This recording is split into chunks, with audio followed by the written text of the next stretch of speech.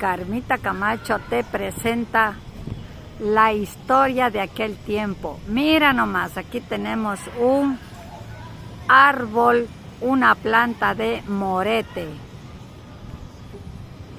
Esta planta de morete yo creo que tiene más de 50 años. Siempre ha habido aquí esta planta de morete.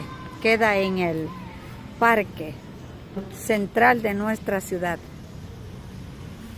Cuando nosotros éramos estudiantes, decíamos, ¿y dónde nos vemos? A las 3 en el morete. O si no, con los chicos, ¿dónde vas a estar? En el morete.